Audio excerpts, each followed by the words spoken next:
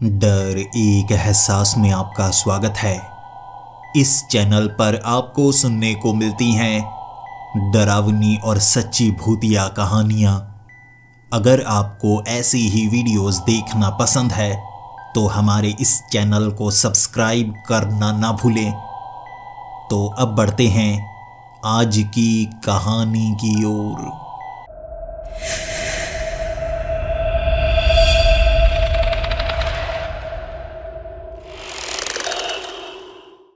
Hello दोस्तों, मेरा नाम जयदेव अंकारा है और मैं दुनिया का सबसे बदकिस्मत इंसान हूँ।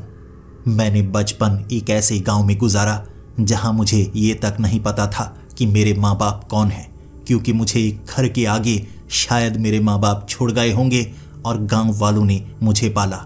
लेकिन मैं हमेशा से मनहूस रहा हूँ। जहाँ पर रहा हूँ बदकिस्मती ही लेकर आया हूँ और शायद मेरी मनहूसियत ने मुझे एक ऐसी जगह पर पहुंचा दिया जहां से बाहर निकलना मुझे बहुत मुश्किल लग रहा है। एक बूढ़े आदमी ने मुझे नौकरी दी, एक ऐसी जगह जो बड़ा सा इलाका है, जंगली इलाका जो उसने खरीद रखा है, और वहां पर एक शमशान घाट है और मुझे नौकरी के मुताबिक बस ढूंढना है। क्या ढूंढना है मुझे नहीं पता था, लेकिन इस जगह भूत प्रेत नजर आते हैं। पेड़ों में ऐसे रास्ते हैं जो आपको कहीं और ले जाते हैं। एक ऐसा बेचिराग गांव है जहां पर कोई नहीं रहता, और वहां पर मुझे एक लड़की नजर आती थी, बारिश में भीगती हुई। सच जानने की कोशिश की मैंने, क्योंकि काम यही था, सच का पता लगाना। मुझे पता लगा वो लड़की जिंदा नहीं है, बल्कि एक शाप से जुड़ी हुई थी। बार बार हर रोज रात को वो किसी से डरती और कुएं में कूद जाती। ऐसे उसकी मौत हुई होगी और हर रोज ये घटना दोहराई जाती। लेकिन मैंने उस श्राप को तोड़ दिया, उस लड़की की आत्मा को आजाद कर दिया। लेकिन उस शाप का असर मुझ पर ऐसा हुआ कि कुछ ऐसा है जो मेरे शरीर के अंदर जा चुका है। एक ऐसी शैतानी ताकत जो उस श्राप से जुड़ी थी। शायद वो श्राप मुझे मिल गया। अब कोई मेरे शरीर से बाहर आने की कोशिश करता है। मेरी छाती में हाथ का निशान छपता है, और उस बूढ़े आदमी से सवाल किया मैंने, जो जवाब नहीं देता, बस यही कहता है, यही तुम्हारा काम है, ढूंढना। लेकिन क्या ढूंढना कभी नहीं बताता। मुझे अपने काम के नियम तो समझ में आ गए थे कि समय समय पर चीजों का मुझे खुद ही पता लगाना होगा, और जिस श्राप से मैं जुड़ चुका हूं उसका जवाब भी वो बूढ़ा आदमी मुझे नहीं देगा। लेकिन मैं ये देखना चाहता था कि वो कहां से आता है और कहां जाता है। यकीनन इस लाल रंग के घर में वो नहीं रहता होगा। जिसके बाद मैंने उस कमरे की तलाशी लेने की सोची। उस आदमी ने कहा है ना, इस जमीन को अपना समझो, इन चीजों को अपना समझो, जिसका जैसे इस्तेमाल करना चाहते हो तुम कर सकते हो। तो इस हक से मैं हर कमरे की तलाशी भी तो ले सकता हूं। मना तो उसने किया ही नहीं है। कहां पर छिपकर रहता होगा। मैंने वो कमरे को खोला। वहां खाने पीने की चीजें पड़ी हुई थीं, कपड़े पड़े हुए थे। हर चीज को समेटता गया, देखता गया। आखिर वो आदमी इस कमरे से तो बाहर निकलता है, लेकिन जब दरवाजा बंद हो जाता है उसके बाद कहां चला जाता है। क्या यहां पर बेसमेंट है? मैंने फर्श को चेक किया, दीवारों को चेक किया, खिड़की को देखा। शायद वो खिड़की से बाहर चला जाता होगा, लेकिन खिड़की भी हिली हुई नहीं लग रही थी, बल्कि वो फंसी हुई थी, जिसे आसानी से खोला नहीं जा सकता था। और वो 60 से 65 साल का बूढ़ा ये काम इतनी आसानी से नहीं कर पाता होगा। अब सबसे पहले तो ये जानना है, ये दरवाजे को खोलकर अंदर जाता है, फिर बाहर नहीं आता, और कभी कभी बाहर से चलकर आता हुआ नजर आता है, लेकिन कमरे से बाहर निकलता कब है। यहां बैठूंगा, इंतजार करूंगा, शायद पता चल जाएगा। पूरा दिन मैं वहीं पर बैठा रहा, और दिन की रोशनी में मेरे शरीर से किसी तरह की कोई आवाज नहीं आई। शरीर से रेंगने वाली कोई ताकत बाहर नहीं आना चाहती थी। लेकिन शाम का वक्त हुआ, और जैसे ही यहां शाम हो जाती है, धुआं अपने आप उठना शुरू हो जाता है। लेकिन कोई आग नहीं लगाता, तो ये धुआं कहां से आता है। मौसम ज्यादा ठंडा नहीं है, तो धुंध ऐसी क्यों घिर जाती है। मेरी समझ में कुछ नहीं आ रहा था। बस इतना पता था, यह जगह साधारण नहीं है। वो आदमी फिर से उस कमरे से बाहर निकला, वही दरवाजा खोलकर, और मैं भौंचक्का था। उसने मेरी तरफ देखा और कहा, यह भी एक राज है, इसका भी तुम्हें पता लगाना होगा। और फिर से उसने दरवाजा बंद कर दिया। मैंने जब उस दरवाजे को खोला, वो कमरे में मौजूद नहीं था और उसकी बूढ़ी टांगे, बूढ़ा शरीर इतनी जल्दी हरकत नहीं कर सकता कि वो इतनी तेजी से यहां से निकल जाए। ये दरवाजे में कुछ ना कुछ तो ऐसा है। बार बार मैं उस दरवाजे को बंद करता, खोलता, बंद करता, खोलता, लेकिन मुझे तो उस कमरे के अंदर वो आदमी नजर नहीं आ रहा था। लेकिन जैसे वो जान गया था कि मैं उसे ढूंढने की कोशिश कर रहा हूं, इसीलिए दरवाजा खोलकर एक झलक दी उसने और कहा, मुझे एक काम करना है ढूंढने का, तो मुझे उसे भी ढूंढना होगा। ये भी मैं समझ चुका था। इसीलिए मुझे अब घर के अंदर रहने में कोई खास फायदा नहीं होगा। मुझे सच का पता लगाना था। लेकिन मुझे लगा दिन भर वो शैतानी ताकत जो श्राप के कारण मुझसे जुड़ चुकी है दूर हो चुकी होगी। ऐसा नहीं था। फिर से मेरे शरीर से कुछ बाहर आने को कर रहा। मेरी छाती का मांस जो कि पसलियों से घिरा हुआ था, लेकिन एक बार तो मांस ऊपर की तरफ उठा, जैसे कोई हाथ अंदर से बाहर की तरफ निकालने की कोशिश कर रहा हो। और एक बार मुझे चेहरा नजर आया। मेरी छाती से बाहर निकलना चाहता था कोई। बार बार मुझे थोड़ा थोड़ा दर्द होता, लेकिन मैं अपने मांस को अंदर की तरफ दबा देता। कुछ था मेरे शरीर के अंदर और मुझे इसका जवाब ढूंढना होगा। उस आदमी के बारे में बाद में पता करूंगा। मैं उसके लिए काम कर रहा हूं। मुझे अपने बारे में भी सोचना होगा। फिर से मैं उस बेचिराग गांव की तरफ चल पड़ा, उसी भीड़ के बीच से होकर गुजरते हुए। भूतों की भीड़, भूत जो एक पेड़ से निकलते हैं दूसरे पेड़ में चले जाते हैं। क्या करते हैं नहीं पता, लेकिन एक दिन इसका पता भी मैं लगाऊंगा।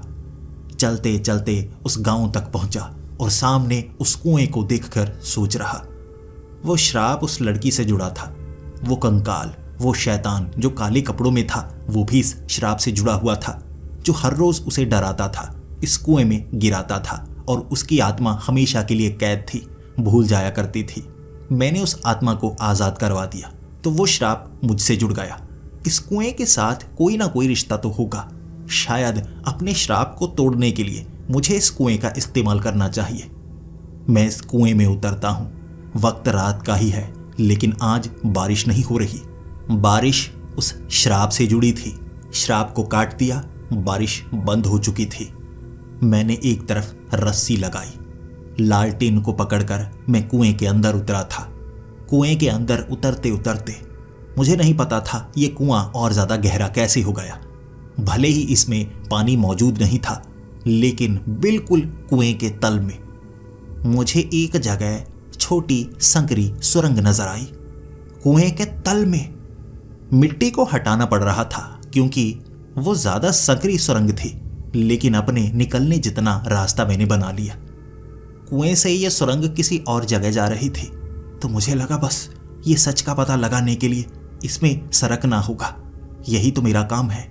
सरकने लगा मैं, धीरे धीरे खिसकता हुआ, और वो सुरंग जो संकरी थी आगे काफी खुली थी, जहां पर घुटनों के बल घिसट कर आगे जाया जा सकता था। मैं उस सुरंग के अंत तक पहुंचा और वहां एक छोटा सा कमरा था, और उस कमरे के बिल्कुल अंत में बेड़ियों में बंधा गया एक कंकाल। वो हड्डियां सड़ी नहीं थी। उस कंकाल के सिवा उस छोटे से कमरे में कुछ भी मौजूद नहीं था। यह तहखाना ही था जो जमीन के नीचे बनाया गया, और कुएं के अंदर से यहां तक पहुंचने का रास्ता, लेकिन इसके सिवा कुछ भी नहीं। जैसे ही मैं उस कंकाल के पास पहुंचा, वो कंकाल हिलने लगा और मेरा दिमाग घूम गया। वो शैतानी श्राप भी तो कुछ ऐसा ही था।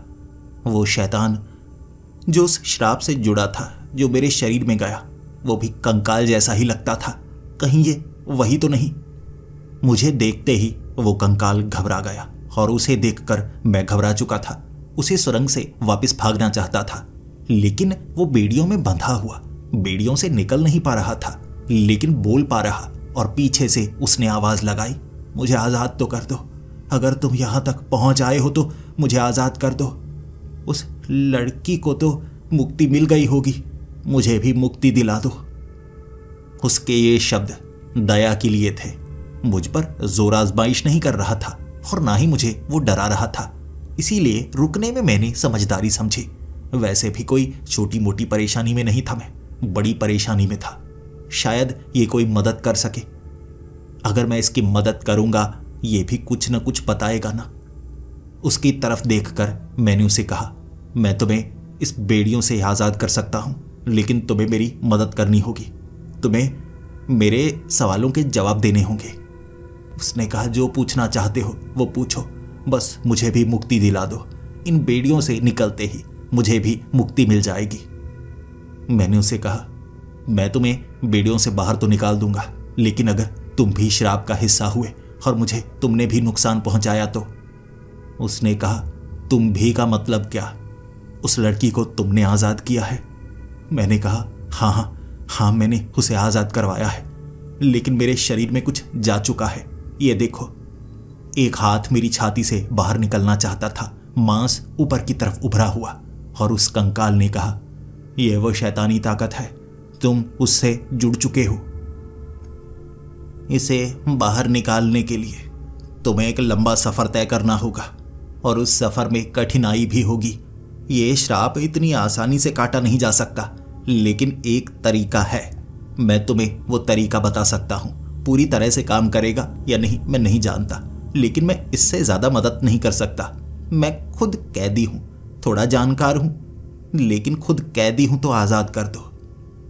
उसने वादा किया तो मैंने भी वादा किया।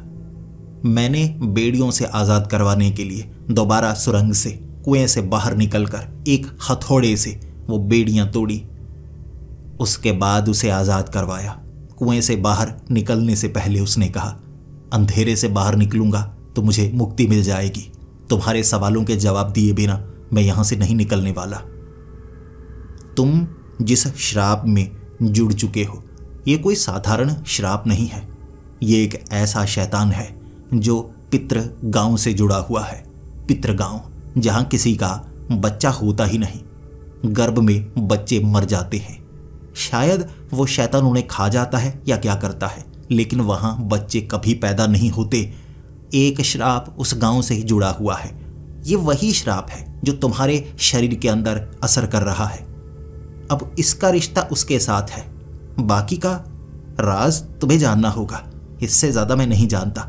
वहां पर तुम्हें मदद मिल सकती है। इतना कह के वो चांद की रोशनी में आगे की तरफ बढ़ा और धूल बनकर हवा में उड़ गया। मुझे मेरे पूरे सवालों के जवाब तो नहीं मिले थे, लेकिन उसके पास इतनी ही जानकारी थी और मुझे कोई नुकसान भी नहीं हुआ। किसी की मदद करने में मेरा क्या ही नुकसान। वैसे भी मैं मनहूस हूं ना। किसी की मदद हो गई, शायद किसी का अच्छा तो हुआ। पूरी जिंदगी हमेशा मैंने लोगों का बुरा ही किया है। पितृगांव कहां पर है, इसकी जानकारी शायद मुझे इस जगह से बाहर निकलकर लगेगी। ये सोचकर उस जगह से मैं बाहर गया। उस आदमी ने कभी मुझे ये नहीं कहा कि मैं यहां से बाहर नहीं जा सकता, मुझे ढूंढना है, और ये क्या ढूंढना है उसके लिए मैं बाहर भी जा सकता हूं, इतना जरूर बता दिया गया था। तो मैं उस जगह से बाहर निकला राज का पर्दाफाश करने के लिए। लेकिन पितृगांव, इसके बारे में जानकारी ढूंढने की कोशिश की, लेकिन किसी ने पहले ये नाम नहीं सुना था। किसी शहर के पास ये गांव मौजूद है, भारत में है या विदेश में है, मुझे कुछ पता नहीं चल पा रहा था। आखिरकार इस जमीन पर मैं वापस आ गया। रात का ही वक्त था, लेकिन मैं कुछ ढूंढ नहीं पाया था। दोबारा कुएं के जरिए उस सुरंग में गया, लेकिन अब उस तहखाने में कुछ नहीं था जो मुझे जवाब दे पाता। वापस मैं उसी भीड़ में आया, लेकिन वो लोग भूत प्रेत थे जो मुझसे बात करना नहीं चाहते थे। तो मैं जवाब मांगता तो किससे मांगता? वो बूढ़ा आदमी भी जैसे ही मेरे सामने आता है, उसे पहले पता होता है मैं कौन से सवाल उससे पूछने वाला हूं। दिमाग पढ़ लेता है क्या? और सामने से कह देता है, ये तुम्हें खुद खोजना होगा। जो तुम्हारे मन में है उसका जवाब तुम्हें खुद मिलेगा। जो तुम्हारे शरीर में है, ये श्राप तोड़ने का तरीका तुम्हें ढूंढना होगा। ये कहकर वो पता नहीं पेड़ों के बीच से, दरवाजों के बीच से निकल जाता है। फिर मैं उसे ढूंढ नहीं पाता। समय समय पर आता है, लेकिन मैं जल्द ही मर सकता हूं अगर ये शैतान मेरे शरीर में ऐसे भी। लेकिन मैं मर भी सकता हूं अगर ये शैतान मेरे शरीर में इसी तरह हावी होने की कोशिश करता रहा। मेरी छाती पर एक हाथ का निशान छप चुका था। ये काला काला निशान, शायद मेरा ऊपरी मांस गलने लगा था। जल्द से जल्द मुझे निवारण करवाना होगा और इस निवारण के लिए मैं इस जगह से दोबारा बाहर निकला। किसी तांत्रिक से मिलूंगा और एक बड़े तांत्रिक को मैंने ढूंढ निकाला। अपने बारे में पूरी बात नहीं बता सकता था, इस जगह के बारे में नहीं बता सकता था, लेकिन श्राप से जुड़ी जानकारी मैंने उसे दी और उसने झाड़ फूक करने की कोशिश की और मेरी आंखों के सामने वो शैतान जो मेरे शरीर में था उसके शरीर में गया। उसके बाद उसके शरीर से बाहर उसे फाड़ कर निकला। उसके शरीर के कई टुकड़े हो चुके थे और दोबारा वो मेरे शरीर में आ गया। मेरे हाथ पांव फूल चुके थे क्योंकि उस तांत्रिक ने कहा था, तुम्हारे शरीर की जो भी बला है मैं उसे अपने अंदर लूंगा और मेरा शरीर हर तरह की बला को झेल सकता है। लेकिन वो झेल नहीं पाया और मुझे लगा मैं अगर झाड़ फूक करवाऊंगा ऐसे किसी तरीके से, मैं मनहूस हूं ना किसी को मौत के घाट ना उतार दूं। ये तांत्रिक के साथ तो बुरा हुआ, मैं किसी और के साथ बुरा नहीं करवा सकता। मेरी किस्मत मेरे साथ बुरा होगा। जब मैं दोबारा उस जमीन के गेट के पास आया, वो बूढ़ा आदमी मुस्कुराता हुआ कह रहा था, जल्दी करो, तुम्हारे पास समय कम है। मैं उसे पकड़ना चाहता था। मैंने गुस्से में उसे कहा, मुझे बताते क्यों नहीं? ऐसी नौकरी में मुझे डाल दिया है कि अब मैं कुछ नहीं कर सकता। मैं मरने वाला हूं। देखो, मेरा शरीर गलता जा रहा है, मैं काला फिरता जा रहा हूं। और ये कैसा काम है? मुझे लगता है तुम्हारा काम यही है, श्राप में मौत के घाट उतर जाना। उसके चेहरे पर जरा भी शिकन नहीं आई और उसने कहा, तुम इतनी जल्दी नहीं मरने वाले। जब ये राज मैं तुम्हें बताऊंगा, ऐसा मैं क्यों कह रहा हूं, तुम्हारे होश उड़ जाएंगे। लेकिन ये सही समय नहीं है, तुम्हें कुछ नहीं होगा। राज जानने की कोशिश करते रहो, सच जानने की कोशिश करते रहो। मैंने उसे कहा, मुझे पितृगांव की जानकारी तो दे दो। उसने जानकारी नहीं दी, फिर से कहकर चला गया, खुद खोजो। मुझे ऐसा क्यों लग रहा है ये मेरा शुभ चिंतक नहीं है? मुझे इस काम में फंसाकर मुझे मारने का षड्यंत्र रचा था इसने। फिर उस भीड़ में सबसे कमजोर को ढूंढने लगा। वो लोग एक पेड़ से निकलकर दूसरे पेड़ में जा रहे थे, तो मुझे लगा मैं किसी ऐसे से बात करने की कोशिश करता हूं जो खुद इधर उधर झांक रहा हो, जिसे खुद सवालों के जवाब चाहिए, मैं उससे सवाल पूछ सकता हूं। ऐसे एक बूढ़े आदमी को मैंने ढूंढ निकाला। अब मैं उन पेड़ों से आगे, उस गांव से आगे निकल पड़ा था। ये जंगली सा इलाका बहुत ज्यादा बड़ा था और एक बूढ़ा आदमी एक पेड़ के नीचे मुझे नजर आ गया। उसके पैर जमीन में थे, जैसे वह खेती कर रहा हो या कुछ कर रहा हो और उसने अपने पैर जमीन में गाड़ रखे हो और उसे निकालने की कोशिश कर रहा हो। मिट्टी नरम थी लेकिन गीली नहीं, दलदली नहीं जिसमें उसके पैर फंस जाएं। वो खुद को निकालने की जितनी कोशिश कर रहा, निकल नहीं पा रहा और मायूस होकर कुछ समय बाद बैठ जाता। मैं उसके करीब गया और मुझे देखकर वो भौचक्का नहीं हुआ था, जैसे कोई आम इंसान पास से गुजर रहा हो और आपको फर्क ना पड़ रहा हो, वो ऐसे दर्शा रहा था। मैं उसके पास बैठा और कहने लगा, मैं तुम्हें बाहर निकाल सकता हूं अगर तुम मेरा एक काम कर दो। उसने मेरी तरफ देखा और कहा, तुम जिंदा नजर आते हो, मैं जिंदा नहीं हूं, इसलिए तुम्हारा कोई फायदा नहीं करवा सकता। डरो मत, भागना मत। मैं जिंदा नहीं, मैं एक प्रेत आत्मा हूं। और मैंने उसे जवाब दिया, हाँ जानता हूं, यहां पर मुझे जो भी नजर आता है वो जिंदा नहीं है, हर एक प्रेत आत्मा ही है। इसीलिए कह रहा हूं मैं तुम्हारी मदद कर सकता हूं। 2 ऐसी ही प्रेत आत्माओं की मैं मदद कर चुका हूं। भले ही एक शैतानी शक्ति ने मुझे भी नुकसान पहुंचाया है, लेकिन अगर मैं किसी और प्रेत आत्मा की मदद कर दूंगा तो ज्यादा बुरा नहीं होगा। सोचो, अगर मैं तुम्हारी मदद कर दूं, तुम्हें जमीन से निकाल दूं, तुम मेरी मदद करोगे? उसने कहा, हाँ, अगर तुम ऐसा कर सकते हो तो मैं भी तुम्हारी मदद करने को तैयार हूं। लेकिन पहले यह बताओ, मुझे जमीन से बाहर निकालोगी कैसे?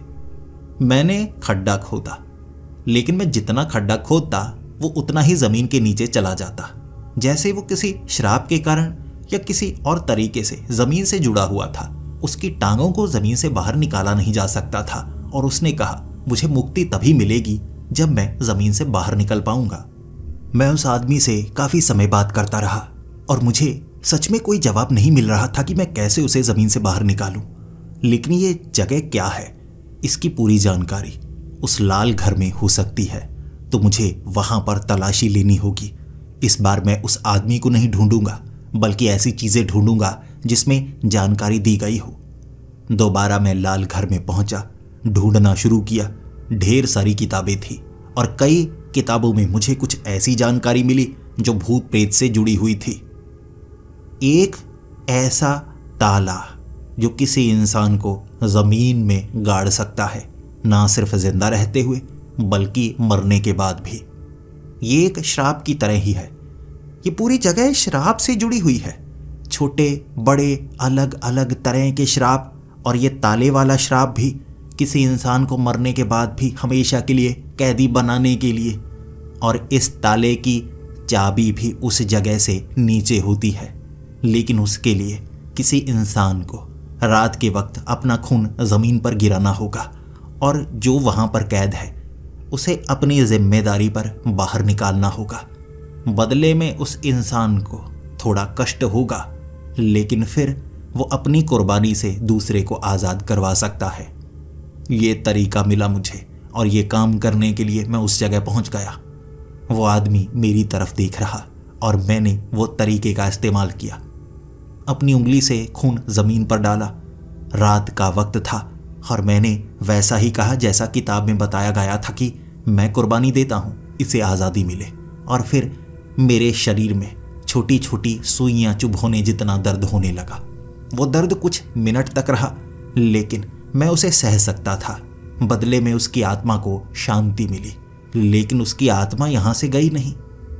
हमेशा ऐसा ही होता है, जिसे मुक्ति मिलती है, जिसकी आत्मा को शांति मिलती है, वो तो आत्मा यहां से चली जाती है। लेकिन वो आदमी यहां से गया नहीं था। बदले में वो मेरी मदद करना चाहता था, क्योंकि हमारी अधूरी इच्छाएं हमें यहां बांधे रखती हैं। और वो एक अच्छा इंसान था। मैंने उसकी मदद की, बदले में वो मेरी मदद करना चाहता था। इसीलिए ये लोग क्या हैं, ये दरवाजे क्या हैं, वो मुझे इसकी जानकारी देगा। वादा करके 2 घंटे वहां से दूर रहा और फिर मुझे आकर बताया, इन पेड़ों में किसी तरह के दरवाजे हैं और ये मुर्दे एक दरवाजे से निकलकर खास काम करने के लिए दूसरे दरवाजे में जाते हैं। ये इनकी नौकरी है। मैंने इनसे बात की, लेकिन कोई भी कुछ भी बताने को तैयार नहीं। हर किसी का कहना है हमें खुद को ढूंढना है, जो हमारे राज हैं हमें खुद जानने हैं, यही नौकरी है। मैंने उससे पूछा, लेकिन वो शैतानी शक्ति जो मेरे शरीर में है, मैं इसे बाहर कैसे निकालूं? तो उसने कहा, एक पेड़ ऐसा है, मैं इस शैतानी शक्ति का रिश्ता उस पेड़ से देख सकता हूं। वो पेड़ के अंदर बना दरवाजा तुम्हें एक ऐसी जगह लेकर जाएगा। उस गांव में बच्चे जन्म नहीं लेते, उसे कहा जाता है पितृगांव। बस फिर क्या, पितृगांव का नाम सुनते ही मेरे कान खड़े हो गए। हाँ, वही गांव, पितृगांव। कहां पर है ये? उसने कहा, ये पितृगांव। वैसे तुम्हें ढूंढना हो, शायद तुम्हें ना मिले। उसका नाम नहीं लेते, मनहूस नाम उस गांव का माना जाता है, इसीलिए उसे पितृगांव लोग छिपकर कहते हैं। तुम ढूंढने लगते तो नहीं मिलता, लेकिन उस पेड़ में जो दरवाजा है, वो दरवाजा तुम्हें पितृगांव तक ले जा सकता है। फिर वहां अपने श्राप को कैसे दूर करना है, ये तुम्हें खुद जानना होगा। हर किसी का राज उसे खुद जानना पड़ता है। यहां हर कोई यही कहता है। मैं बस इतनी जानकारी तुम्हें दे सकता हूं। अगर और काम है मुझसे तो मैं वो करता रहूंगा। तुम्हारा एहसानमंद हूं, बताओ और क्या करूं? उसने जो किया था मेरे लिए वो एहसान ही था, तो एहसान का बदला एहसान से। मैंने कहा, तुम आज़ाद हो, बाकी काम मैं कर लूंगा, बस मुझे उस पेड़ के बारे में बता दो, वो पेड़ जो उस जगह लेकर जाता है। उसने मुझे वो पेड़ की जानकारी दे दी, लेकिन उस पेड़ का दरवाज़ा कैसे खोलना है वो उसे भी नहीं पता था। मैं उस पेड़ के दरवाजे को खोलने की कोशिश कर रहा, चाकू से उस पेड़ को काटने की कोशिश की, तो वो साधारण पेड़ था। ये जादुई दरवाजे थे जिसे ये मरे हुए लोग ही खोल सकते हैं। तो मैं उस पेड़ के आसपास घूमता रहा। वो लोग एक पेड़ से निकलकर दूसरे पेड़ में जाते और मैं इंतजार करता उस पेड़ के दरवाजे की बारी कब आएगी।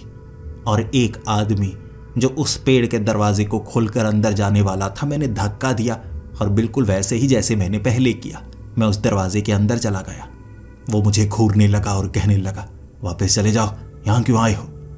मैंने कहा, मुझे यहीं पर काम है, मैं यहाँ रहना चाहता हूँ। वो मुझे वापस भेजना चाहता था, लेकिन उसे मुझ पर शक हुआ। जो ताकत मेरे शरीर में थी वो इस गांव से जुड़ी हुई थी, ये उसने महसूस किया और उसकी आंखें खुली की खुली। वो ज़मीन में चला गया। खौफ से ज़मीन में चला गया या किसी ताकत ने उसे ज़मीन में खींच लिया, मैं नहीं जानता, लेकिन वो ज़मीन में चला गया और वहाँ मैं अकेला था। वो घरों को देख रहा मैं। पितृ गांव बड़ा भयानक है। जंगल में बना हुआ ये गांव और टूटे फूटे ये घर, जिसकी अच्छे से मरम्मत भी नहीं की गई थी, लेकिन घरों में लोग रह रहे थे।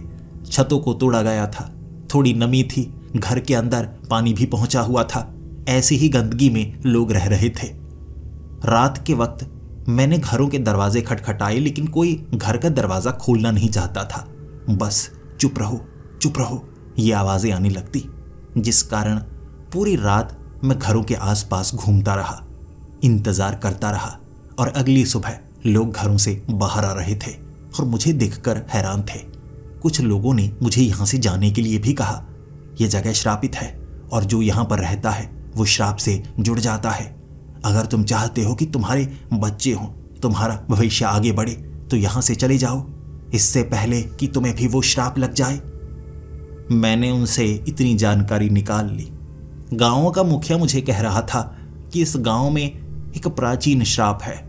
जो यहाँ पर ज़्यादा समय रहता है वो श्राप से जुड़ जाता है और उसके बाद उसके कभी बच्चा नहीं होता। औरतों के गर्भ में बच्चा पहुँच तो जाता है, लेकिन फिर अचानक 4 महीने का होकर वो बच्चा गायब हो जाता है। वो बच्चा कभी पैदा ही नहीं होता। इसी कारण इस गांव में कभी कोई बच्चा पैदा नहीं हुआ बहुत लंबे समय से। और यहाँ हमेशा दूसरे गांव से या भटके हुए लोग आकर ही बसते हैं, लेकिन उनकी पीढ़ी कभी आगे बढ़ नहीं पाती।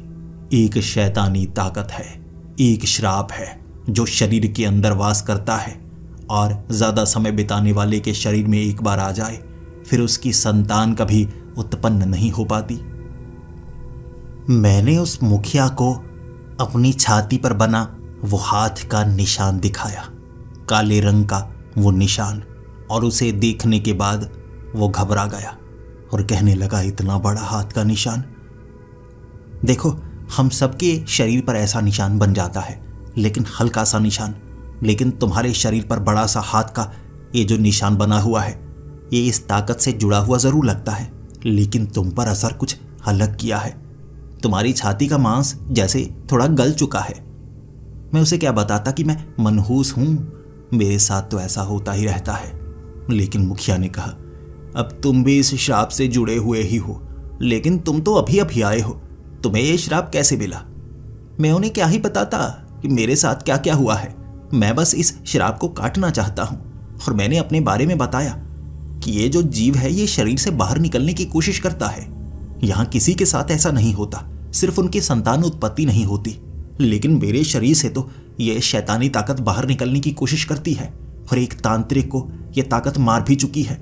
जब ये जानकारी मैंने मुखिया को दी तो मुखिया कहने लगा, तुम पर इसका बिल्कुल अलग असर हो रहा है। हो सकता है तुम्हारे साथ कुछ ज़्यादा बुरा ना हो जाए। तो तुम यहाँ सिर्फ इसलिए आए हो ताकि इस ताकत से बच पाओ? मैंने कहा, हाँ, मैं इसे ख़त्म करना चाहता हूँ। यह श्राप अगर मैं नहीं तोड़ूंगा तो मैं शायद जिंदा ना बच पाऊँ। ये मेरे शरीर पर असर करता है और हर रात उसकी ताकत बढ़ रही है। मुझसे कोई ना कोई रिश्ता है इस ताकत का। मैं श्रापित हो चुका हूँ। दिन भर लोगों से बात की, उनकी परेशानियां सुनी। सच में ये गांव के लोग सब शापित थे। वो श्राप सबको लग चुका था, सबके शरीर पर वो निशान था। मैं अकेला नहीं था, बस उनसे ज़्यादा बदतर हालत थी मेरी। रात होते ही गांवों के सभी लोग घरों के अंदर छिप जाते हैं।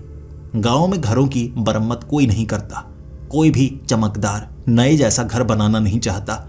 वो शैतानी ताकत जिसका घर सबसे चमकदार और अच्छा होता है उस पर असर करता है। फिर उसके शरीर के आस पास हालात बदलता है। घर को जलाना, अपने आप आग में शरीर को जला देना, या शारीरिक अंग को काट देना, ये वो शैतान इस गांव में करता है और कोई भी उसकी जड़ ढूंढ नहीं पाया। कहाँ से वो शैतान आया और कहाँ वो शैतान छिपता है, उसका खात्मा कैसे करना है, ये जवाब किसी के पास नहीं है। क्योंकि यहाँ जितने लोग हैं दूर से आए हुए हैं, भटके, गलती से यहाँ रुके, श्राप से ग्रस्त हो गए, फिर यहाँ से दूर जाना उनके लिए असंभव।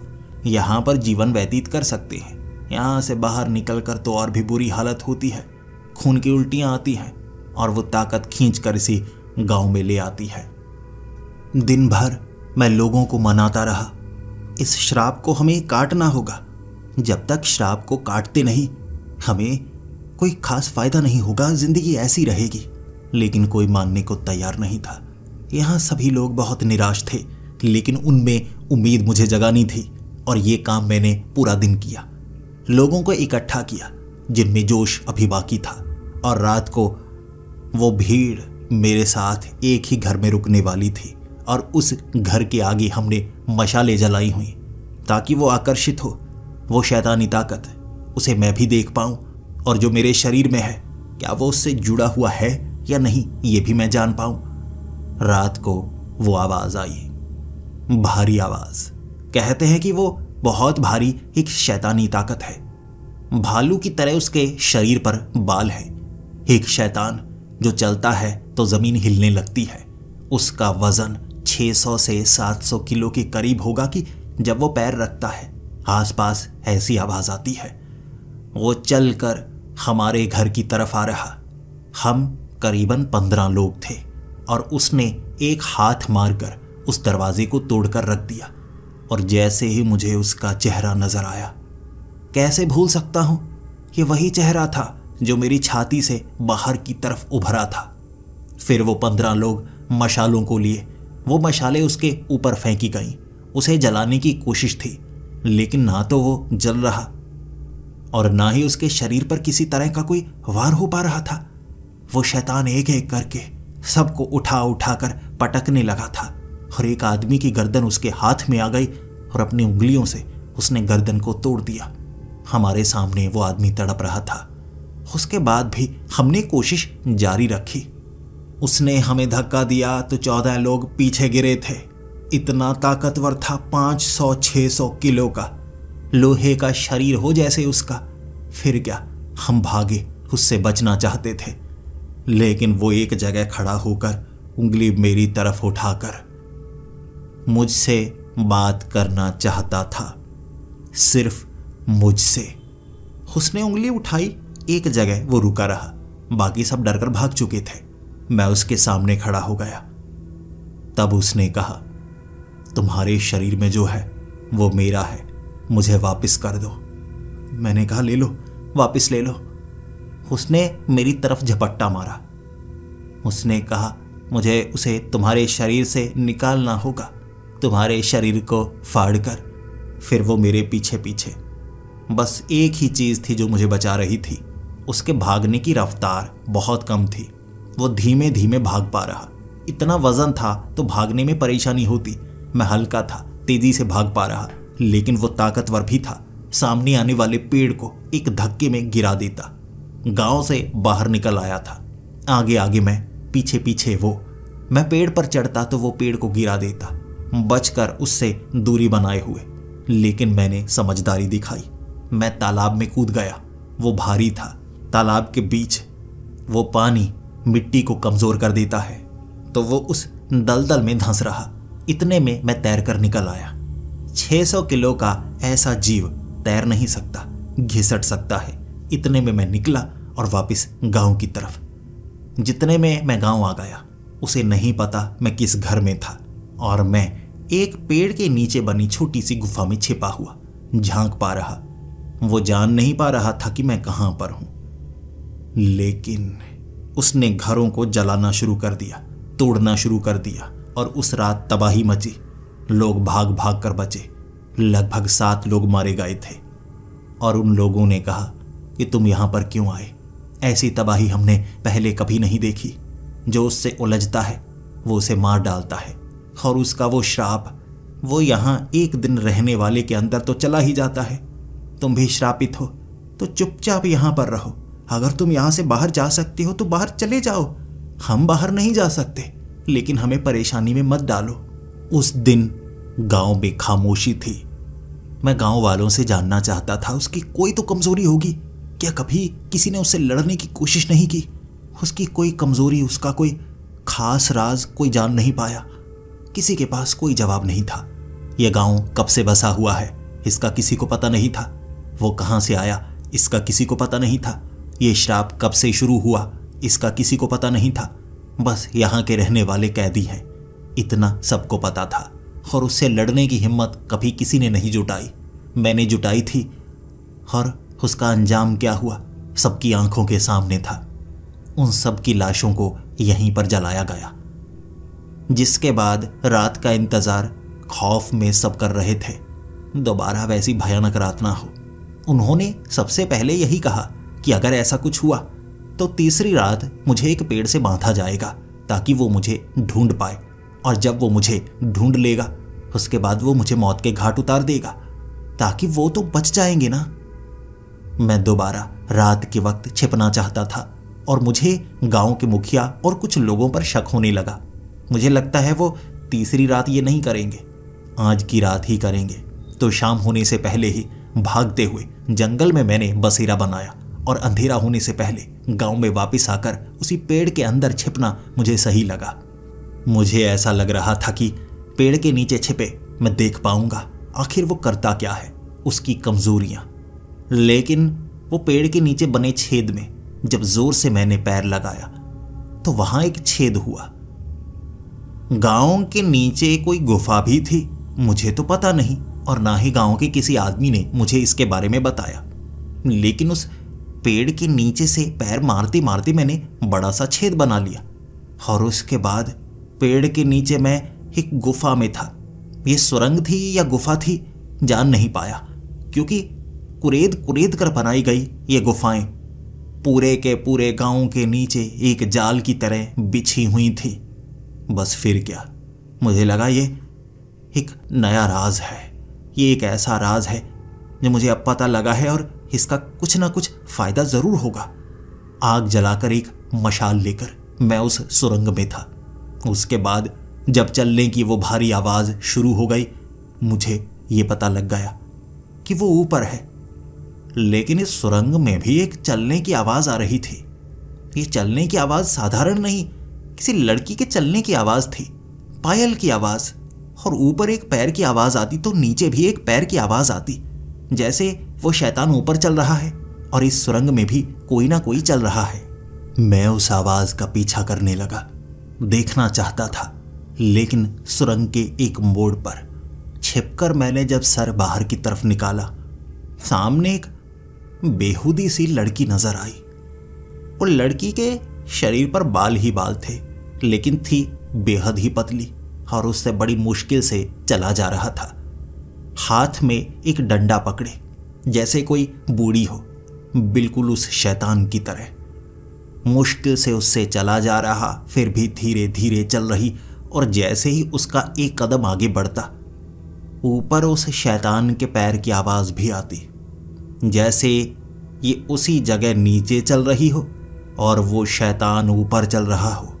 और तब मुझे महसूस हुआ वो शैतान की एक कमजोरी तो है, लेकिन अगर ये भी उसके जितनी ताकतवर निकली तो फिर मैं क्या करूँगा? इसे रोक पाऊंगा या नहीं? क्या मुझे कोशिश करनी चाहिए या नहीं? मैंने इंतजार किया, छिपा रहा। वो पूरी रात मैंने ऐसे ही गुजार दी और वो शैतान फिर से उस गांव में घूमता रहा था, मुझे ढूंढता रहा। और अगली सुबह गांव वालों को मैंने इसके बारे में बताया, लेकिन उन्होंने मुझे कहा कि तुम भाग क्यों गए थे? मैं उनके इरादे जानता था और मुझे उनसे मदद चाहिए थी। इस बार वो मदद करने को तैयार नहीं।